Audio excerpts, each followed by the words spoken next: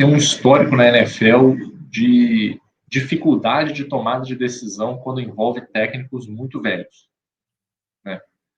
Vou citar aqui o caso do meu querido, que mora no meu coração, Tom Coughlin. O cara ganhou o Super Bowl. Porra, simplesmente ele era o técnico quando eu comecei a assistir futebol americano e comecei a torcer pelo Giants. Então, obviamente eu adoro o Tom Coughlin. Mas a verdade é que, assim, nos últimos anos dele, ele estava meio a bublé das ideias, entendeu? Ele já não estava muito encaixando uma coisa muito com a outra. Tanto que ele foi passar um tempinho lá em Jacksonville, a coisa também não já estava na hora de aposentar mesmo. Né? Nada contra, nem etarismo, nem nada, mas assim, o cara já não estava com a mesma velocidade que o jogo exigia. O problema para mim do Patriots é um pouco mais complicado, porque não é o Bill Belichick não está tomando boas decisões. Tem um monte de coisas acontecendo. Um monte de coisas que sozinhas e que se o time tivesse dando resultado, não faria a menor diferença. Essa maluquice aí de Matt Patricia, Joe Judge, aí, porra, o Joe Judge ele tem um histórico forte de special teams, aí botou o cara de coach de quarterback, sendo que, pô, ele não conseguiu fazer um bom trabalho com o Daniel Jones, então meio que ideia que é essa. O Matt Patricia é um cara que, ele trabalhou como head coach, mas ele tem um background defensivo mais forte, aí botou o cara de coordenador ofensivo. Não, mas ele também tem experiência nisso. E essas coisas isoladamente não teriam problema nenhum. O problema é que elas foram se juntando. E aí o que eu acho que foi o pulo do gato? Em New England, existe uma cultura da organização New England, que as pessoas têm que engolir e fazer a sua parte. Principalmente, você vê, o que foi a vida do Tom Brady no Patriots? O cara engoliu e fez a parte dele. Mesmo antes dele ser titular. Quando ele era reserva, ele engolia e fazia parte dele. Não tinha conversinha. Quando ele entrou, ele engoliu e fez a parte dele. Ele dava os chilique dele lá de quebrar tablet, dava.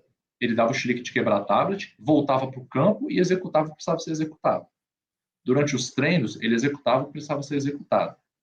E o que a galera criticou bastante o Mac Jones no ano passado e tem criticado esse ano também, é que ele não faz isso. Ele é um cara que ele não engole.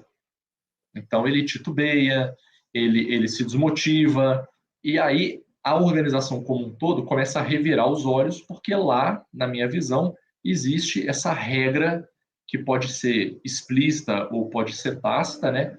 De que, meu filho, aqui você cala a boca, engole e faz o que estão te mandando. Claramente o Bill Belichick está por aqui com ele, né?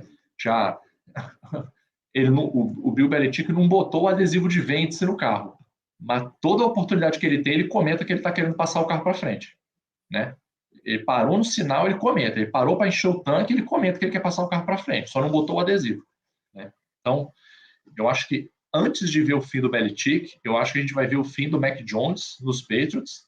E, cara, com certeza, eu acho que é questão de, vou cravar aqui, hein, mas uns 2 anos no máximo, o Belichick também pendura a pranchetinha dele.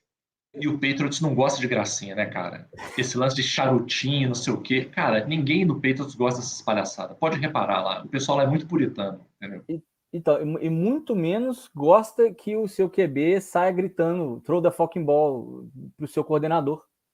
Peraí. Não gosta de gracinha, mas teve uma carreira inteira do Gronk lá, disputando luta livre. Então, mas aí vamos... Então, assim... Vamos botar... Mas vamos aí botar você bate a meta, você tem que entregar, né, pô? Exatamente. Se você entregar, mas vamos botar a régua. A régua do outro Tyrande é que o cara assassinou um cara e foi preso. O Gronk podia fazer a festa que ele queria, meu irmão. Se ele não fosse preso por matar alguém, ele não fosse maluco, igual o antecessor, ele estava de boa. Ele podia quebrar lancha, ele podia botar fogo em carro. Eu só não podia cometer um assassinato. Se essa for a régua, realmente você tem razão. E você viu que o próprio Brady, ele só foi fazer maluquice de ficar jogando o troféu de um barco pro outro lá em Tampa Bay. Não, e aí, porque os anéis todos que ele ganhou é todo comportado. Todo comportado. Exatamente. É familhinha, fotinho, com as crianças, com a esposa, tudo sossegado. Então, quando a relação do Brady começou a desgastar ali em New England, né, que o pessoal achou que ele estava velho, ou que, na verdade, ele não renderia mais esportivamente. Foi bem objetiva a decisão do Bill Belichick. Achou que o Brady, esportivamente, não ia dar mais retorno. Então, ele passou o Brady para frente. E aí, é bom para poder... Você também que está aí do outro lado escutando esse podcast, aprenda um pouquinho. Quando você faz concessão demais para sua empresa, ela vem te dar o pé na bunda, sem dó, meu querido. Então, o Brady cansou de reformar contrato para abrir espaço no cap, para contratar jogador para ele, para jogar do lado dele, para poder completar corpo de recebedor, para buscar mais gente no draft. E ele ia lá e aí abrir espaço para poder pagar mais para o Gronk, para pagar mais para fulano, ciclano. E aí, quando chegou na hora que alguém avaliou, ó, agora ele vai cair, né? Supôs, né? Porque depois ele ainda foi lá e ganhou um Super Bowl. Numa suposição, o seu próprio head coach não botou o dele na reta para falar, não, o Brady fica. Até eu sair, o Brady vai ser o meu titular. Porque ele também sabe que está atrelado a esse desempenho. Só que, além de perder o Brady, o Bill Belichick parece que perdeu a franquia. E ele, eu não sei, essa é uma dúvida, a gente podia perguntar para os torcedores do Patriots aí. O Bill Belichick, às vezes, acha que ele é maior do que a franquia. Às vezes ele acha que, pelo tanto que ele conquistou e pelo nível que ele levou o New England Patriots, que ele é o cara que pode, de alguma forma, magicamente, resolver a situação. E eu acho que ele já não é mais esse cara. Ele poderia ter ascendido na carreira, então eu acho que ele também não quer sentir de saco, ele gosta mesmo de treinar o time na beirada do campo.